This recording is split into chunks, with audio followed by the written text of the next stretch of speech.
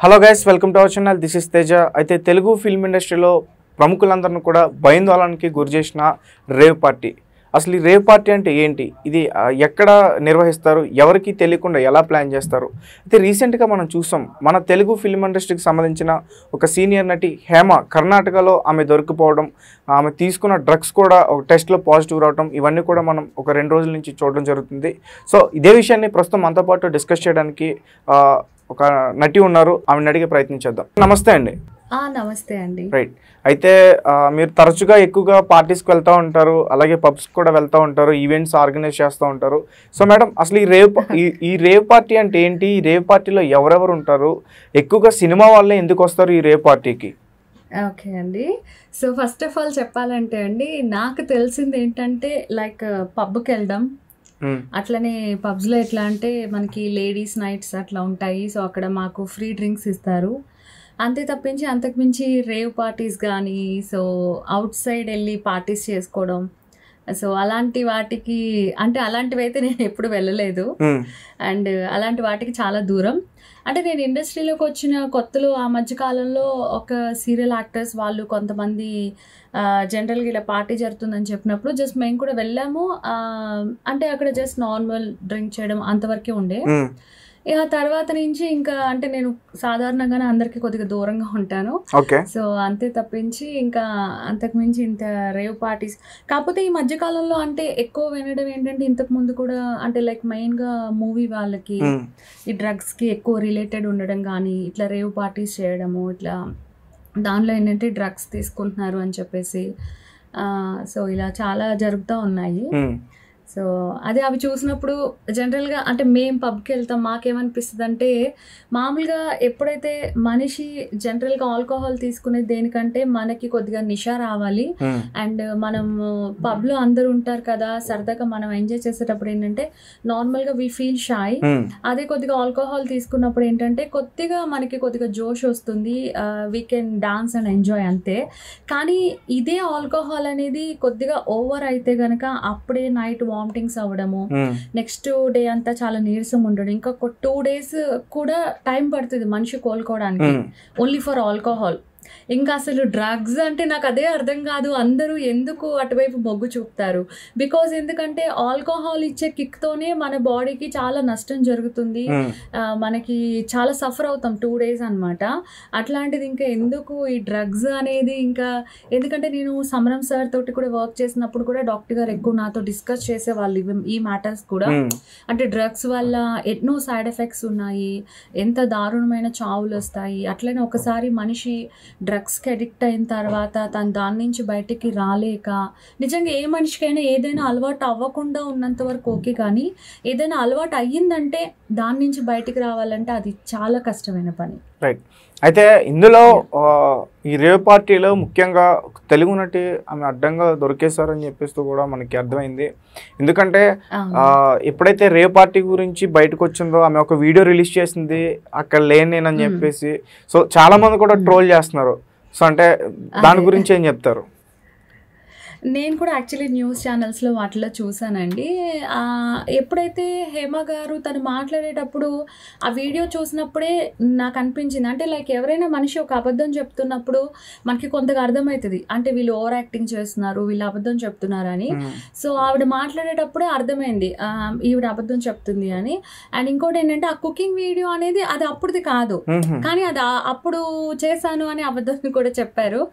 And తర్వాత మళ్ళీ ఈ రోజు కూడా నేను న్యూస్లో చూసాను ఆఫ్టర్నూన్ టైం కూడా.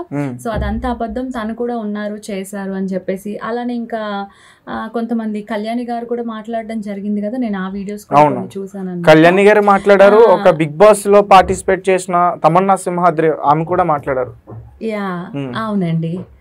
ఏంటంటే అంటే ఎవరిని మోసం చేయాలనుకుంటున్నారు? మీడియా వాళ్ళనా, లేకపోతే వాళ్ళే మోసం చేసుకుంటున్నారా?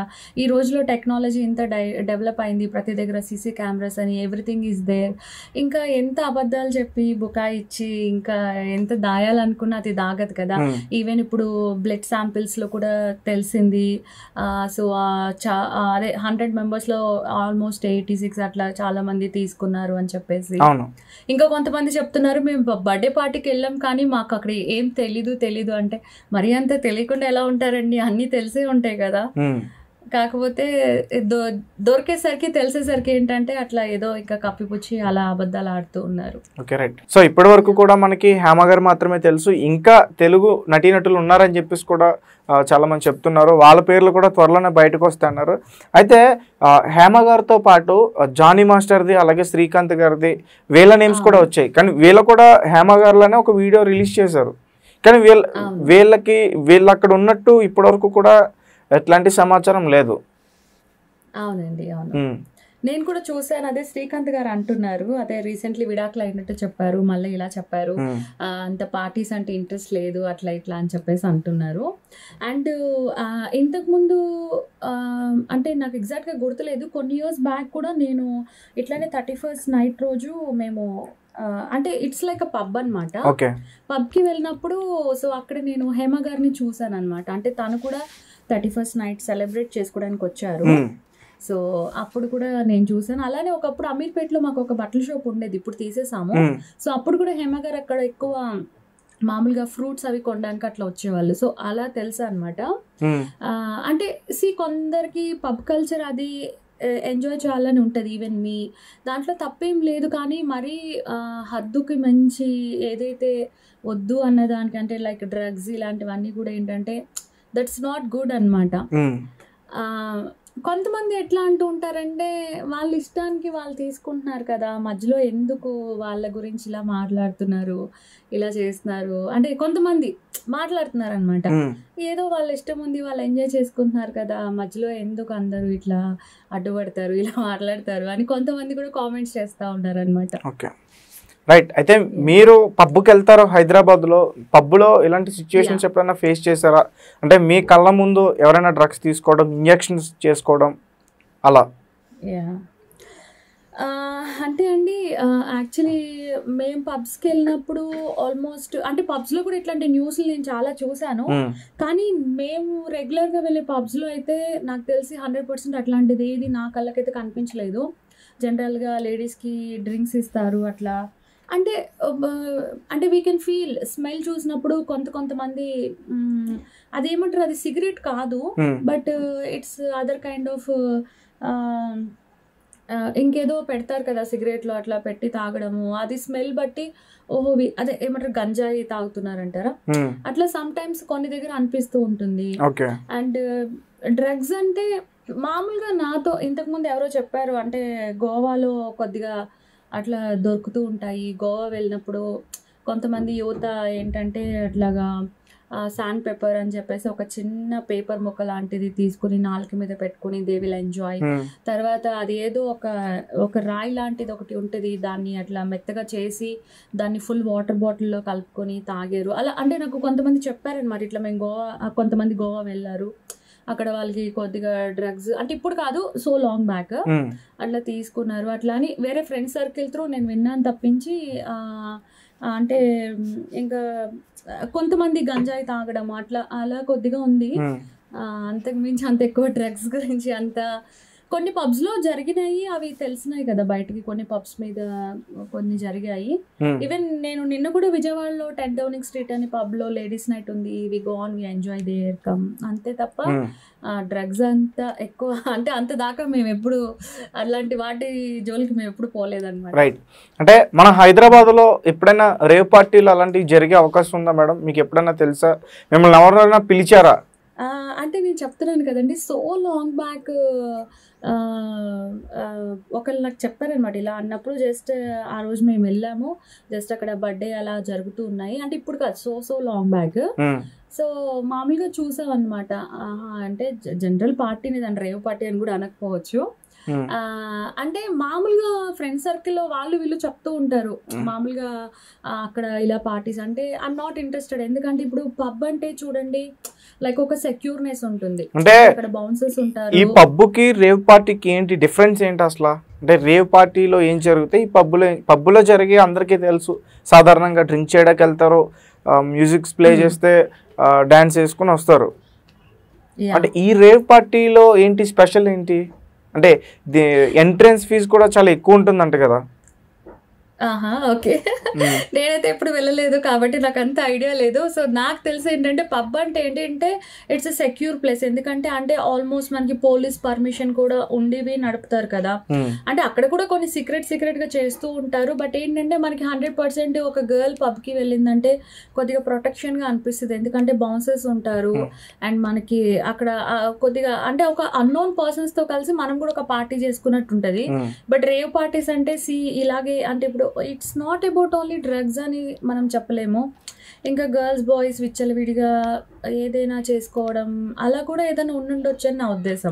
అంటే ఒక ఫ్రీడమ్. నేను విన్నాను మేడం, రేవ్ పార్టీలో ఆడవాళ్ళకి దుస్తులు ఉండవు, మగవాళ్ళకి కూడా దుస్తులు ఉండవు, అసలు ఎవరితో ఉన్నారో కూడా మర్చిపోతారు అన్నట్టు నేను విన్నాను. ఒక చిన్న విషయం ఏంటంటే అండి, ఇప్పుడు మనిషి ఆల్కహాల్ ఎక్కువ తీసుకుంటేనే even me also next day మనం లేచిన తర్వాత మనకి కొన్ని గుర్తుండవు. అంటే నిన్న ఏం జరిగింది ఇక్కడ వరకు గుర్తుంది, ఆ తర్వాత ఏమైంది సరిగ్గా గుర్తులేదే, అయ్యా మంది ఎక్కువైంది కదా గుర్తులేదు, తర్వాత నెక్స్ట్ డే పబ్కి వెళ్ళినప్పుడు వేరే వాళ్ళు చెప్పడం అలా ఉంటుంది. ఇంకా రేవ్ పార్టీస్ అంటే సర్వసాధారణంగా ఈ డ్రగ్స్ ఇవన్నీ విచ్చలవిడిగా తీసుకుంటూ ఉంటారు కాబట్టి మీరు చెప్పింది 100% రైట్. రియల్గా they don't know what they are doing. But నాకు కొంతమంది చెప్పడం ఏంటంటే డ్రగ్స్ తీసుకుంటే ఎట్లుంటుందంటే వాళ్ళు చేసిన పనినే మళ్ళీ మళ్ళీ చేస్తుంటారు, లేదంటే ఎక్కువగా నవ్వుతూ ఉంటారు, లేదంటే వాళ్ళు చెప్తూ ఉంటారంట ఇట్లా మా హ్యాండ్స్ మీద నుంచి ఇట్లా ఒక చెట్టులాగా ఇట్లా ఒక వేర్లాగా ఏదో పోతా ఉంది ఇట్లా. అంటే మామూలుగా నేను వినడం సర్కిల్లో ఒక్కొక్కలాగా చెప్తూ ఉంటారు కదా. సో ఇట్లా ఈవెన్ డాక్టర్స్ నాతోటి చెప్పడం, ఎందుకంటే డాక్టర్స్ కి కూడా ఎంతో మంది ఇట్లాంటి కేసెస్ వస్తూ ఉంటాయి.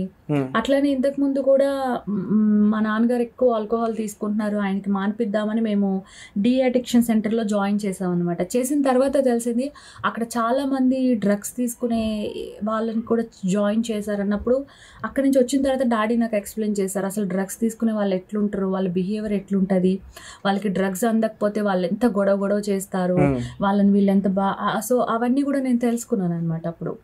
సో నిజమే రేవ్ పార్టీస్ లో ఇవన్నీ సర్వసాధారణంగా జరుగుతూనే ఉంటాయి. అంటే ఇంకా దానికి ఎండింగ్ అనేది లేదు. మనిషి చంపుకుంటే కూడా మనం ఆశ్చర్యపోవాల్సిన అవసరం లేదు. బికాస్ ఎందుకంటే ఆ డ్రగ్స్ లో ఉన్నప్పుడు they don't know what they are doing.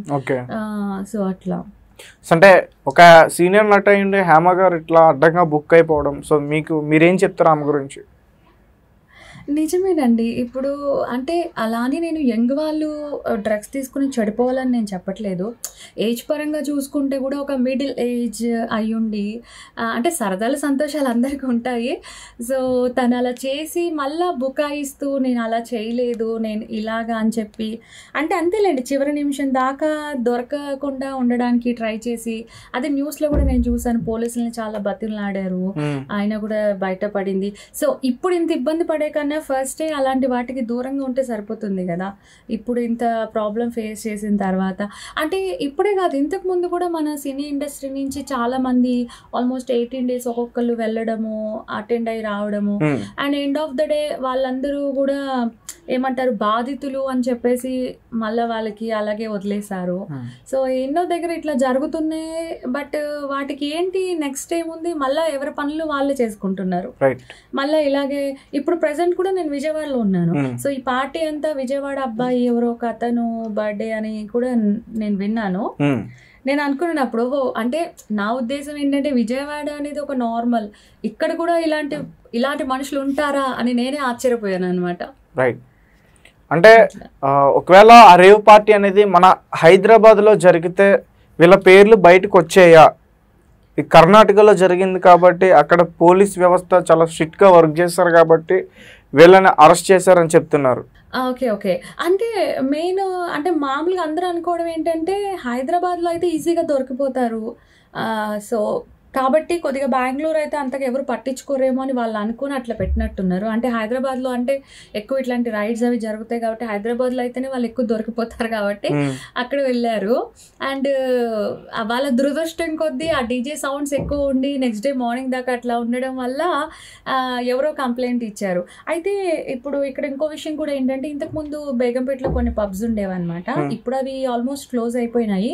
ఈ పబ్స్ కూడా ఇంతే, అంటే మామూలుగా పోలీస్ పర్మిషన్ ఇచ్చేది ఆల్మోస్ట్ 11:30, 12 or 12:30 మాక్సిమం 1 o'clock అంతే అనమాట. దాని తర్వాత పర్మిషన్ లేదు.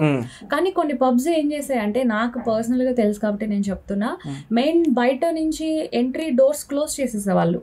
మేమందరం లోపలే ఉండేది, జనాలందరూ మళ్ళీ నైట్ అంతా మార్నింగ్ దాకా డీజే ప్లే చేసేవాళ్ళు, నైట్ అంతా ప్లే చేసేవాళ్ళు. ఇక పోలీస్ వాళ్ళు సడన్గా వస్తే ఏంటంటే అందరిని పక్కకు పెట్టడం, పోలీస్ వాళ్ళు చెప్పేవాళ్ళు ఇది టైం అయిపోయింది కదా ఇంకా ఎందుకు ఇట్లాగా, మళ్ళీ వాళ్ళకి పోలీస్ వాళ్ళకి డబ్బులు ఇచ్చుకోవడం ఇట్లానే చాలాసార్లు జరుగుతూ ఉండి, అంటే ఎట్లా అంటే నైట్ లైఫ్ అనేది మిడ్ నైట్తో ఆగకుండా మార్నింగ్ 5-6 దాకా ఇదే డ్రింక్స్ ఇదే డీజే ఉండి ఇంకా మార్నింగ్ వెళ్ళి డే అంతా పడుకోవాలి. ఈవెన్ కొద్దిగా కూడా వెళ్తూ రాకుండా మొత్తం చీకటి చేసి పడుకోవడం, మళ్ళీ ఈవినింగ్ అవగానే మళ్ళీ పబ్కి వెళ్ళడం. ఓకే. సో ఇలాగే కూడా ఇట్లాంటి డేస్ కూడా ఈవెన్ నేను కానీ మా ఫ్రెండ్స్ కానీ ఇట్లా కొంతమంది మేము చూసాం లైఫ్లో. కానీ ఒకసారి అనిపిస్తుంది అరే వాట్ ఈస్ దిస్ లైఫ్ ఏంటి, ఇలాగా నైట్ అంతా పొద్దున్న దాకా పబ్లో సరదాగా ఎంజాయ్ చేయడం, పొద్దంతా పడుకోవడం, మళ్ళీ నైట్ ఇదే రొటీన్ లైఫ్ కూడా కొన్నిసార్లు ఉండేది. అండ్ ఆఫ్టర్ దట్ అదేదో మిగతా కారణాల వల్ల కొన్ని పబ్స్లో ఎట్లా అంటే గర్ల్స్ మనీ ఇస్తే అబ్బాయిల పక్కన కూర్చోవడాలు, డాన్స్ చేయడాలు రీసెంట్లీ కూడా మనీ ఇస్తే అబ్బాయిల పక్కన కూర్చోవడమా లేకపోతే ఇంకేదైనా చేస్తారా?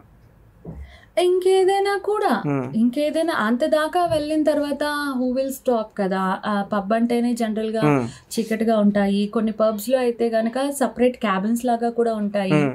అంటే నేను కూడా చూసాను నా కళ్ళతోటి. కాకపోతే ఏంటంటే వాళ్ళ వర్క్ వాళ్ళది, వాళ్ళ ఇష్టం వాళ్ళది. జస్ట్ మేమేంటంటే ladies night, ladies free drinks ఉన్నాయా, సరదాగా తాగామో వచ్చామో అంతవరకే. బట్ మా కళ్ళ ముందే చాలా జరుగుతూ ఉంటాయి. కాకపోతే ఏంటంటే ఎవ్రీబడి నో దట్, అంటే పోలీస్ పీపుల్కి తెలుసు, పబ్ వాళ్ళకి తెలుసు, అక్కడ వచ్చే వాళ్ళకి తెలుసు, అందరికీ తెలుసు. అంటే అన్ని పబ్స్ అని నేను చెప్పట్లేదు, సమ్ ఆఫ్ కొన్ని పబ్స్ అయితే కొన్నిటి మీద ఇట్లానే రైడ్స్ అవ్వడము, ఆ పబ్స్ క్లోజ్ అయిపోవడము. రీసెంట్లీ కూడా ఒక ఆఫ్టర్ 9 అనే పబ్ కూడా ఒకటి క్లోజ్ అయిపోయింది. సో ఇట్లా చాలా చాలా జరుగుతూనే ఉన్నాయి అన్నమాట. సో ఏంటంటే పబ్ ముసుగులో ఏంటంటే చాలామంది అమ్మాయిలు సో ఈ విధంగా అంటే ఓకే వాళ్ళకి ఏం ప్రాబ్లమ్స్ ఉన్నాయో, మనీ ప్రాబ్లమ్స్, సో ఇలా జరుగుతూ ఉంటాయి. చాలా చాలా సమ్టైమ్స్ గొడవలు అవుతాయి, పొట్లాట్లు అవుతాయి, బాటిల్స్ తోటి ఒకళ్ళు నెత్తులు పగలు కొట్టుకుంటాం. ఇలాంటివన్నీ కూడా నేను చాలాసార్లు చూసాను అనమాట. ఓకే. అట్లా చాలా పెద్ద పెద్ద గొడవలు కూడా జరుగుతాయి. అమ్మాయిలు ఎట్లా అంటే 500,000 అట్లా మనీ తీసుకోవడము, వేరే అబ్బాయిలతోటి కూర్చోవడము, and they will do everything romance and all. ఇంకా ఎలా చెప్పాలి, చెప్పండి పర్వాలేదు. అబ్బాయి ప్యాంట్ జిప్ తీసి అమ్మాయిలు something they will do some times sex and all. ఇట్లాంటివి కూడా కొన్ని జరుగుతూ ఉన్నప్పుడు మేమేంటంటే పబ్లో సరదాగా మేమేదో డాన్స్ ఫ్లోర్లో డాన్స్ వేసుకుంటూ సడన్గా డోర్ ఓపెన్ చేయగానే వి సా సంథింగ్ అంటే మేము డోర్ క్లోజ్, అంటే ఇప్పుడు లేవు అవి క్లోజ్ అయినాయి, ఇంకా కొన్ని దగ్గర ఉన్నాయేమో తెలియదు. బట్ ఆఫ్టర్ దట్ మేము చూసి మంచి మంచి పబ్స్ ఏముండి ఇట్లా జరిగే పబ్స్ వద్దు అసలు, అలాంటి వాటికి మనకి అవసరం లేదని చెప్పేసి ఇంకా జనరల్ మంచి పబ్స్ చూసుకుని వెళ్ళడం. సో ఇట్లా ఇప్పటికీ కొన్నిసార్లు మాకు ఫోన్ చేసి ఫ్రెండ్స్ చెప్తూ ఉంటారు, తెలుసా ఆ పబ్లో అట్లా జరుగుతుంది, ఈ పబ్లో ఇట్లా జరుగుతుంది. ఆ పోనీ చేసుకొని మనకేమో అవసరం, మనం వెళ్ళొద్దా అలాంటి వాటికి, మనం వేరే మంచి పబ్స్కి వెళ్దాము. సో ఇలా అనమాట. అంటే ఇట్లా కొన్ని దగ్గర ఈ నార్మల్గా ఈ పబ్స్ లోనే ఇలాంటి సంఘటనలు జరిగితే మరి రేపాట్లో వీటికి మించి జరుగుతాయి అంటారా?